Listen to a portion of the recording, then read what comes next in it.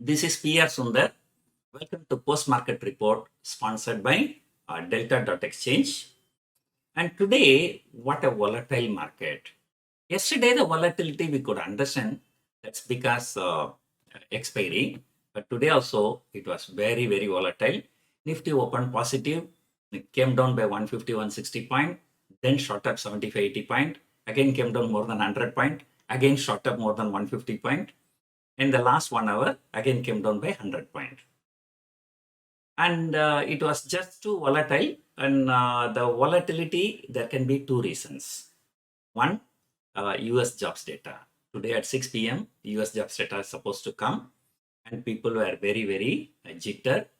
And, even I also tweeted saying that, traders will not like to carry forward the position over the weekend. So they will just square up their positions depending upon who squares up the position. People are holding long position or short position, the markets can be volatile. So when markets go higher, people who have a long position, they start squaring up, market comes down. Market comes down, people who are having short position, they are squaring up, market goes up. So that is the main reason for huge volatility. And second reason, the day before yesterday, FIIs were net buyers by huge quantity for more than 4,000 crores. But yesterday they've turned net sellers for 2,300 crore. So as and when FIIs make this U-turn and people like to short the market. So on every rise, people are shorting the market. So that is also one of the reasons for a huge volatility today. So in the morning, I just mentioned that in the last 1 hour, there will be a sharp move because of this US jobs data. And that sharp move came. It fell, Nifty fell 100 point. But Bank Nifty, I can tell you, it falls 400 point, then shoots up 300 point, all in a matter of half an hour, 1 hour. So I actually expected sharp move in the last 1 hour. But today, the sharp move came for every 1 hour. And markets were so volatile. And as usual, TCS, Infosys, and Reliance dragged the markets down. So it was surprising that TCS and Infosys were trading in negative territory throughout the day. In between, TCS came a little bit positive. Because when Nasdaq was higher yesterday, so still TCS and Infosys were down. And of course, Reliance is down, that is expected, because like tax hike for export of petrol, diesel. So was the main reason. Not only that, the crude prices are lower. So both Reliance and ONGC were very weak. But surprisingly, HDFC and HDFC Bank, they both were doing very, very well. And particularly HDFC. So by looking at the price action in HDFC and HDFC Bank, I thought today FII will not be a seller. I thought they may be buyer, but they did not buy.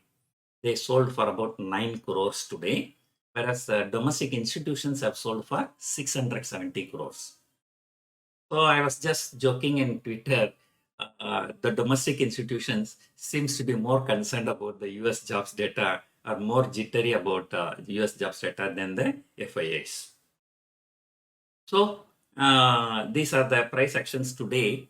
And today, no need to say, Adani Enterprises hit a fresh all-time high.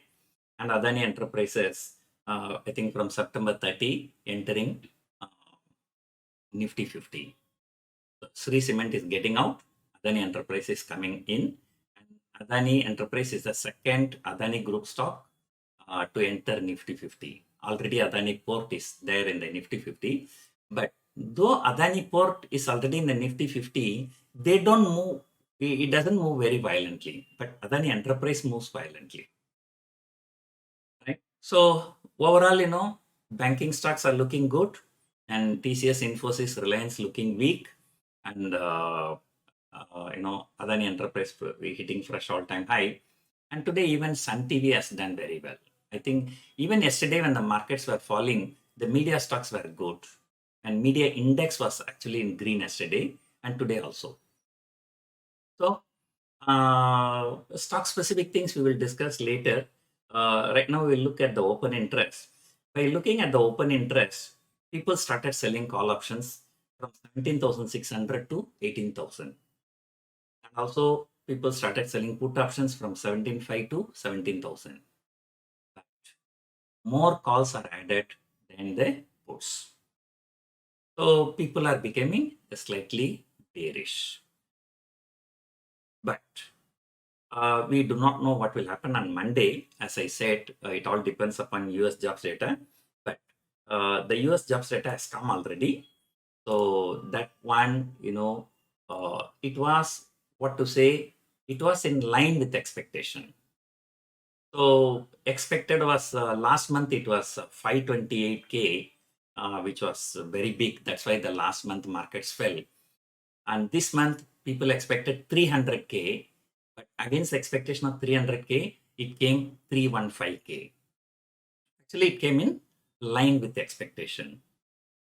And though the data is in line with expectation, markets are moving higher in US. So that is because markets are extremely oversold in US markets, as I told you already.